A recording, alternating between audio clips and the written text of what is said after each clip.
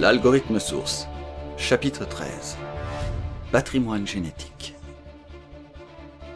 Dans l'ancienne cité de Noruldrar, une semaine s'était écoulée. Le lendemain de la prise d'assaut de la ville et la victoire contre les pillards, un groupe d'hommes, formés avec les plus vaillants, parcoururent la ville pour y déloger les dernières poches de résistants. C'est sur l'autre rive qu'il y eut des escarmouches. Des pillards encore véhéments qui s'imaginaient pouvoir retourner la situation et qui ambitionnaient de prendre la place de leur ancien chef leur donnèrent maille à partir. Mais Ethan avec son méca mit les choses au clair. Le temps des pillards était révolu. Il leur fallut 3 jours pour libérer la rive nord. Il y eut quelques blessés, et seulement un mort à déplorer chez les hommes libres. Chez les pillards, le bilan fut plus lourd, et ceux qui restèrent se rendirent sans plus aucune résistance. Un tribunal de fortune fut établi dans l'un des bâtiments jouxtant les containers où étaient emprisonnés les pillards. À chacun des prisonniers, il fut proposé de faire partie du monde libre. Il n'était pas possible de déterminer qui avait fait quoi, qui était responsable ou pas. Juger un homme est une lourde responsabilité. Hormis certains, reconnus par leurs victimes, comme ceux qui avaient violé, torturé, et plus encore, et qui finirent fusillés, les autres bénéficièrent d'une seconde chance. Sous bonne garde tout de même. Ils participèrent à la remise en état de la ville. On avait nettoyé la grande route, enterré les martyrs, quel que soit leur camp, et petit à petit, la vie reprenait place dans cette ville meurtrie. Les villageois du village dans la forêt étaient venus prêter main forte pour nettoyer et remettre en état ce qui pouvait l'être. Ce n'était que le premier pas d'un long processus qui mènerait vers la paix. D'autres villes allaient devoir être libérées, par la force parfois. Mais l'ombre et l'emprise de Noruldrar n'étant plus, beaucoup baisseraient les armes, trop heureux de ne plus être sous le joug de ce tyran. D'autres, à l'instar des résistants de la rive nord, ne se rendront pas sans combattre. Mais les rangs des hommes libres grossissaient et grossiraient de jour en jour. Le monde aspire à la paix et à la tranquillité. La guerre lasse et fatigue. Bientôt, Arcadia redeviendrait une planète où il ferait bon vivre. Cette perspective faisait rayonner de joie les visages de tout à chacun. Sauf pour Ethan. Celui-ci menait un combat solitaire contre lui-même. D'abord, il rageait de devoir attendre pour se rendre à l'ancien volcan. Il fallait préparer les troupes, organiser les hommes, et les femmes, bien sûr. Qui sait ce qui les attendait là-bas. Et puis, sur le chemin, peut-être restait-il quelques pillards encore fidèles à l'esprit de Noruldrar. Bref, en une semaine, il s'était passé beaucoup de choses.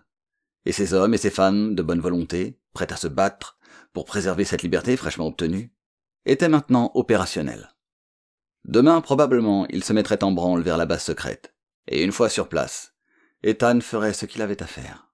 Annihiler le gouverneur, et son monde immortel. Entendez-moi bien, personne n'est immortel.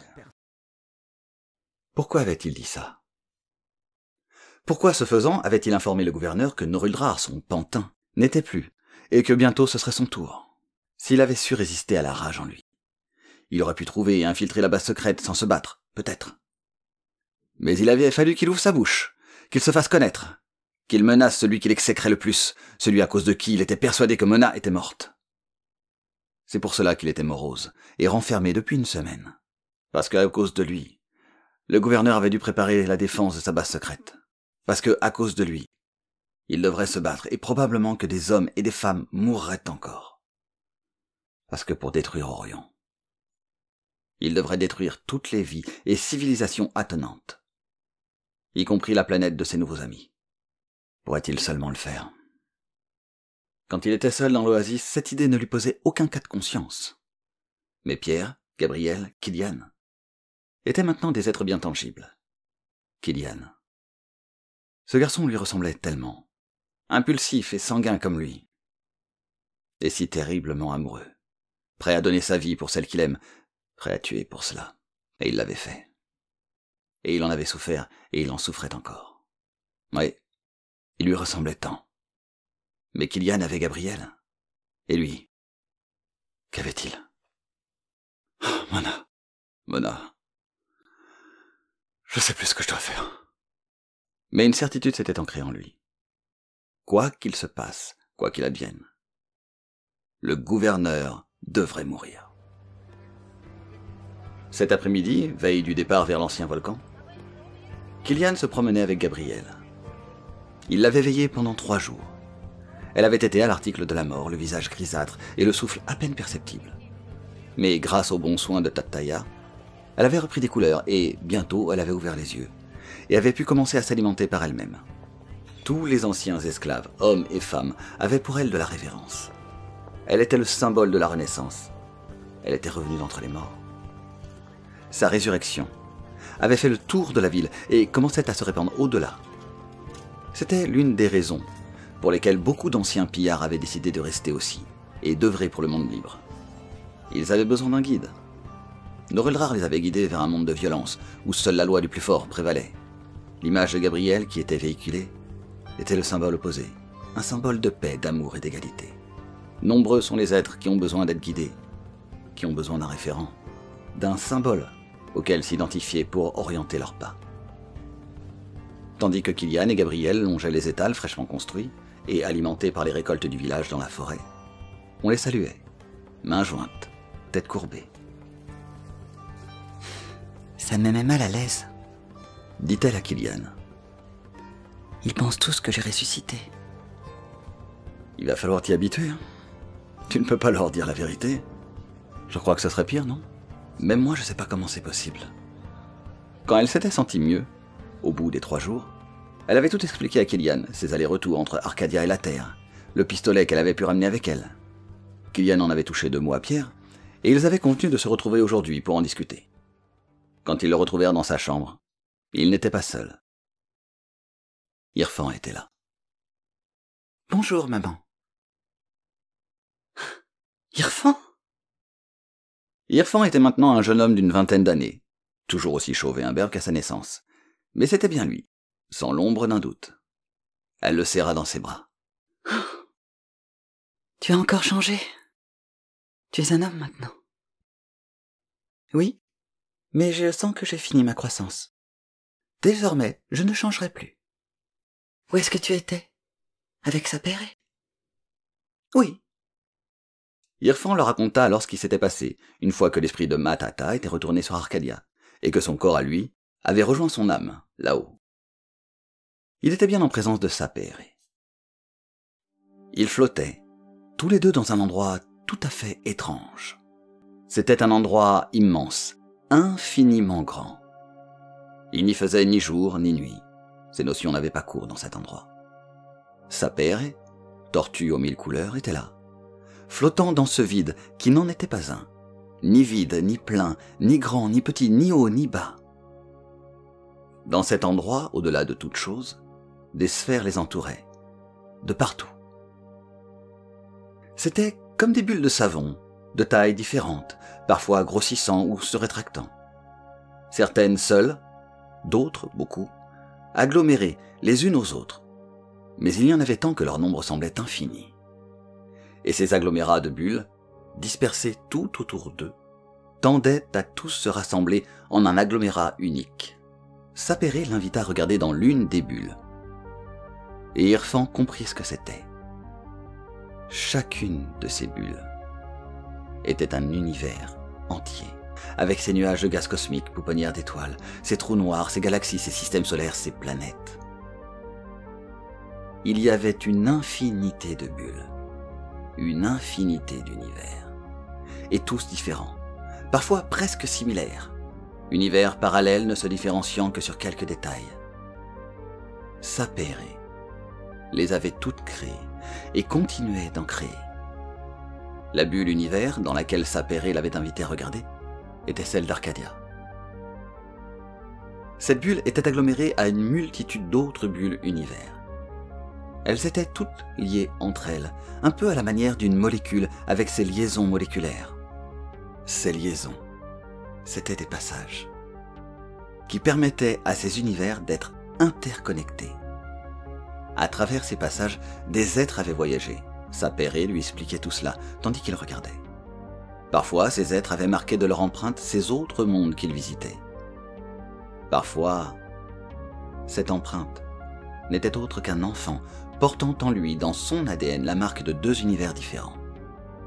C'étaient des enfants spéciaux. À travers le temps et l'espace, Il y eut de nombreux enfants ainsi engendrés. Ils donnèrent naissance à leur tour à d'autres enfants et ce patrimoine génétique particulier se propagea à travers les siècles, à travers le temps et à travers les mondes. Mais pas seulement les mondes des bulles univers, mais aussi les mondes dans les mondes, comme ce qu'avaient fait les gens de l'Oasis en engendrant dans le monde de Pierre, Kylian et Gabriel des enfants spéciaux. Sapere lui expliqua que pratiquement chaque bulle univers possédait une planète sur laquelle un autre monde avait été créé, comme celui de Pierre, Sumérie. Un monde dans un monde dans un monde. Des sortes de fractales. Parfois ces fractales pouvaient engendrer de nouvelles fractales, les unes dans les autres, comme des poupées russes. Parfois il n'existait qu'un monde ainsi créé. Parfois 2, 3, 5, 8, 13, 21, et peut-être plus encore. Parmi tous ces mondes, bulles, univers et fractales, ces enfants spéciaux commencèrent à se chercher, de manière tout à fait inconsciente, comme si chacun et chacune des porteurs de cette particularité génétique se sentaient attirés les uns vers les autres. Dans cet étrange ballet d'attirance inter-univers, deux êtres, un garçon et une fille, se retrouvèrent au final porteurs l'un et l'autre de la convergence de tous ces patrimoines génétiques particuliers. Sapere savait que si ces deux êtres exceptionnels devaient avoir un enfant ensemble, celui-ci serait incroyablement extraordinaire. La logique voulait que cela arrive, car tout comme l'ont été les autres porteurs de cette particularité génétique, Kylian et Gabriel, car c'était bien d'eux dont Sapere parlait, étaient irrémédiablement attirés l'un vers l'autre. Mais le traumatisme vécu par Gabriel l'empêchait de répondre à cette attirance. Alors, Sapere, pour la toute première fois, avait décidé d'agir et d'intervenir, car il voyait dans l'enfant à venir celui dont il aurait besoin. Quand Irfan eut fini de leur raconter cela, il conclut par « Je suis la réunification des mondes. Je les porte en moi. Je vois et je voyage à travers eux. Je ne sais pas encore pourquoi Sapere a besoin de moi, mais il me le dira bientôt. » Sapere est donc le créateur des mondes? De tous ces mondes? Est-ce vraiment lui? Est-ce qu'il est Dieu? Je ne sais pas, maman. Mais qui d'autre pourrait-il être? Il crée tout? Il sait tout? Est-ce que tout est écrit? Est-ce lui qui dirige nos vies? Non, maman. Je crois bien qu'il ne fait que créer les bulles univers. La vie y trouve son chemin toute seule. Il n'intervient jamais. La seule fois, ce fut pour toi. Pour moi. Je crois comprendre qu'il crée les bulles univers et qu'il les observe. Il les observe. Et il attend. Qu'est-ce qu'il attend? Une réponse, je crois. Et par le plus grand des hasards, il a vu en moi l'outil qui la lui apporterait. Et nous, on est des êtres exceptionnels? Intervint enfin Kylian, qui était resté étrangement muet jusque-là. Il faut dire qu'il lui avait fallu beaucoup de concentration pour comprendre ce que venait de leur dire Irfan. Des êtres exceptionnels! Oh oh! Sapere l'hypopète! Je ne sais pas si Sapere lit du popette. Mais oui, vous êtes exceptionnel. Dit Irfan sérieusement. De quoi que... Hein?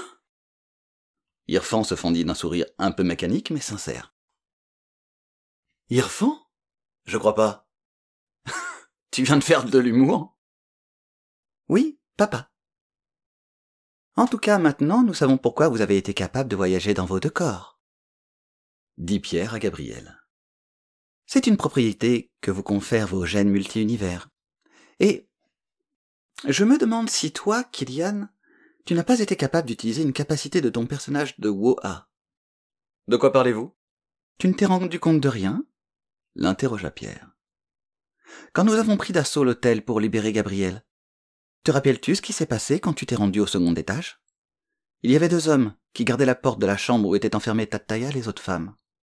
Oui, je m'en souviens. Vous en avez tué un, vous m'avez sauvé la vie. Oui. Mais, avant cela, quand tu es arrivé sur le palier, que s'est-il passé? Ah, ils m'ont Ils m'ont tiré dessus. J'ai couru vers eux et... Et tu t'es retrouvé derrière eux en une fraction de seconde. Oui, c'est vrai. Sais-tu seulement comment tu as fait? Non. Quand je suis arrivé sur le palier juste après toi, j'ai vraiment cru avoir la berlue. J'ai cru te voir te téléporter, ne laissant à ta place qu'un fugace voilage sombre. L'instant d'après, tu te retrouvais derrière les deux hommes. Tu avais 2 couteaux en main, tu te mouvais d'une manière qui m'était si familière. Tu sais, j'ai participé à la création de World of Arch, et ta manière d'être, cette téléportation, j'ai tout de suite pensé au voleur de l'ombre. C'est bien le personnage que tu joues dans WoA? Oui, mais... Enfin, vous croyez vraiment que... Je n'étais pas sûr d'avoir vu ce que j'avais vu. Mais avec ce que vient de dire Irfan, je suis pratiquement sûr d'avoir raison. Qu'en penses-tu, Irfan? Killian se tourna vers son fils. C'est possible? Si ton lien avec le personnage de cet univers virtuel est fort, c'est envisageable. WoA est un univers virtuel, mais il existe, et tout ce qui existe porte en soi une part de réalité. Non, sérieux. Vraiment? Attends voir. Killian se mit à fixer Irfan avec force. Ses yeux se plissèrent, ses poings se serrèrent, son visage se contracta. « Qu'est-ce que tu fais ?» lui demanda Gabriel. Killian était concentré, puis il se relâcha et souffla un grand coup. Non. Ah ben non, j'y arrive pas. À quoi? À me téléporter. Tu étais en rage, analysa Pierre. Tu n'avais qu'une seule idée en tête, sauver Gabriel. Tu étais en fait dans un état second. Tu as dû être capable d'aller puiser quelque chose au fond de toi, mais je ne pense pas que tu puisses le refaire si facilement. Killian trouva la suggestion plausible, et Pierre se tourna de nouveau vers Irfan. Une question du coup, Irfan, si tu me permets. Oui, Pierre, je vous écoute. Pierre avait ce nouveau puzzle en tête, depuis ce soir-là, où, après la séance chamanique avec Mat-Hata, Irfan avait disparu. Quelque chose s'était mis en mouvement en lui, un puzzle, et certains des éléments du récit d'Irfan constituaient des pièces importantes. Les bulles univers notamment, qui semblaient exister à l'infini, sans qu'aucun univers soit tout à fait similaire l'un à l'autre. Univers parallèles mais uniques. Et dans sa tête, il les voyait se mettre tout en ligne les unes à la suite des autres, une multitude de bulles s'étirant vers l'infini. Comme des suites de chiffres, mis bout à bout, ou plutôt des suites de paquets de chiffres, mais sans qu'il y ait la moindre redondance dans leur ordre. Comme dans un nombre univers. Nombre réel dont la partie décimale contient toutes les suites finies de chiffres possibles. Quelle que soit la suite de chiffres auxquels on pense, elle existe dans un nombre univers. Cela allait même plus loin. En tant qu'informaticien, il savait qu'il était possible de coder les caractères d'un livre en une suite de chiffres. Dans un nombre univers, on retrouvait forcément cette suite de chiffres. Donc, théoriquement, dans un nombre univers, on pouvait retrouver sa date de naissance, comme l'œuvre complète de fondation d'Isaac Asimov. Cela lui faisait penser aussi à la suite de Fibonacci, et aussi au nombre d'or. Ce puzzle dans sa tête commençait à prendre forme. Avait-il raison? Tout est mathématique? Tout est donc algébrique? Tout est algorithmique? Tout ce qui existe est d'une manière ou d'une autre réel? Il sentit la question se former dans sa bouche, mais au moment où il allait la poser, Ethan entra. « Ah, vous voilà, tout est prêt pour demain. » Il marqua un temps d'arrêt en regardant l'homme chauve, et son visage afficha la surprise. « Irfan ?»« Bonjour, Ethan. Comment allez-vous » Ethan se sentit mal à l'aise. Irfan le regardait, comme il avait toujours tout regardé, en le sondant, et il avait l'impression qu'il lisait en lui, et qu'il allait découvrir ce qui le rongeait de l'intérieur. « Bien, » marmonna-t-il. Puis se reprenant, il continua. « Bon, il est temps d'aller dormir. Demain, nous montons à l'assaut de l'ancien volcan, et nous ne savons pas ce que nous allons y découvrir. » Il est préférable d'être en forme. Vous avez raison, Ethan, admit Pierre. Allez, hop hop hop, tout le monde au lit. En sortant, Irfan sourit à Ethan. Vous êtes un homme bien, Ethan, lui dit-il avant de s'éloigner avec ses parents. Ethan les regarda partir, puis salua Pierre et s'en retourna vers sa chambre en ruminant. Comment Irfan pouvait-il dire qu'il était un homme bien? Lui-même ne savait pas qui il était. Mais demain, demain il le saura. Lorsqu'il trouvera les serveurs d'Orion, il saura réellement qui il est. Mona, tu me manques tant.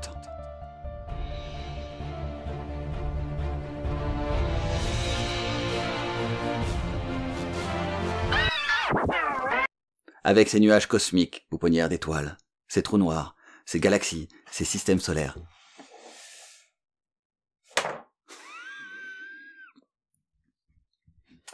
Oui, d'accord. Alors, comment te dire? Truc qui sert à rien. Bref. Truc qui sert à rien. Allez, regarde. Putain, j'hallucine. J'en étais où? Alors, on se remet dedans.